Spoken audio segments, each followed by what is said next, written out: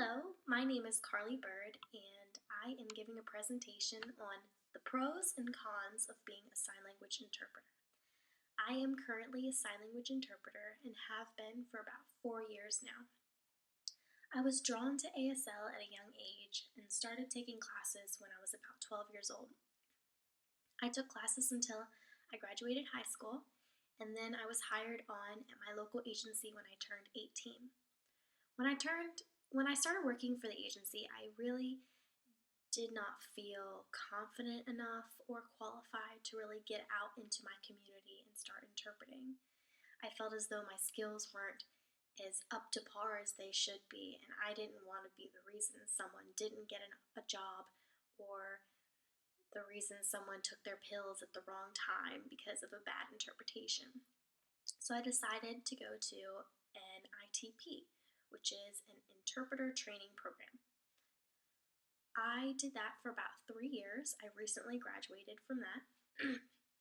Through that, I learned a lot about myself, a lot about sign language interpreters and the community of sign language interpreters, as well as the deaf culture and the deaf community.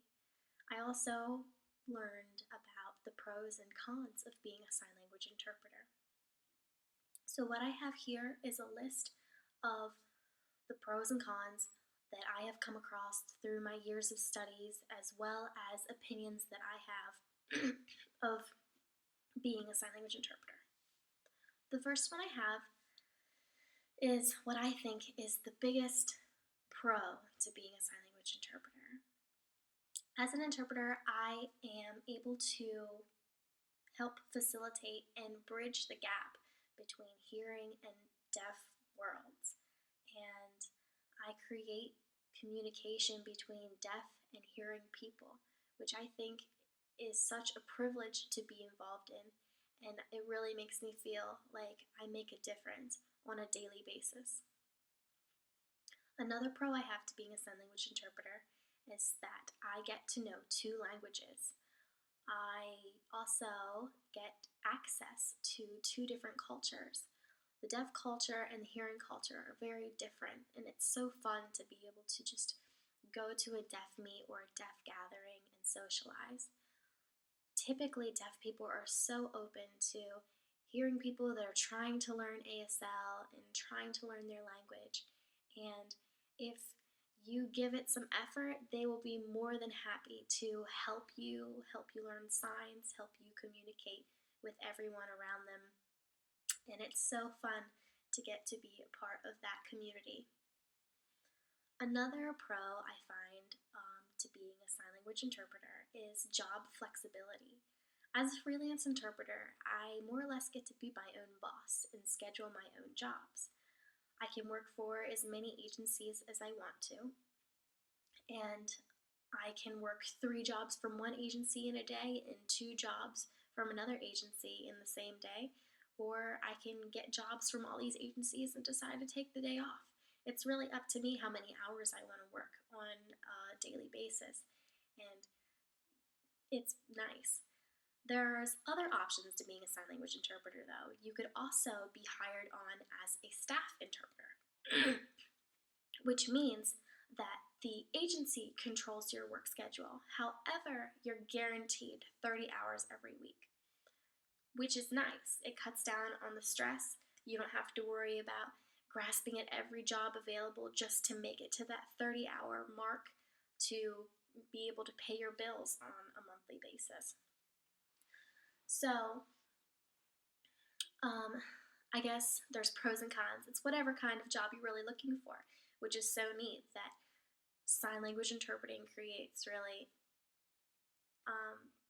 different kinds of jobs for different kinds of people. There are other settings for jobs as well. You can go to a job and be interpreting for a job meeting or an interview or a job training. You could also interpret for a doctor's appointment. You can interpret for more legal settings.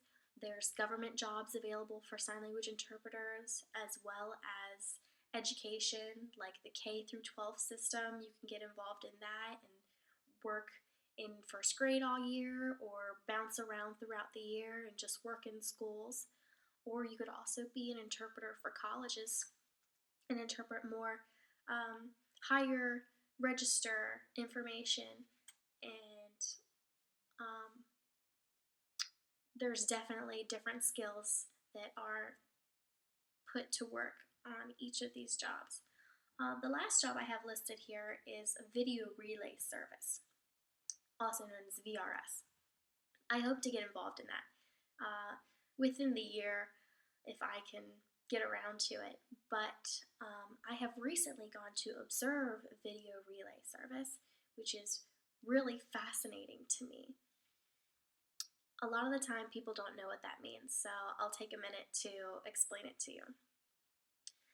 In a video relay service center, it's like a deaf person's calling a hearing person, but they need an interpreter in the middle so that they can communicate. So typically, the interpreter sits on the chair with a computer screen in front of them, and the deaf person will call a number and it'll automatically direct them to the video relay service center. The deaf person will pop up on the screen and they'll say, okay, go ahead and call the person. So the interpreter sitting on the chair has a headset on, and they click the number, and the number calls the hearing person. When the hearing person picks up, the interpreter will start signing to the deaf person.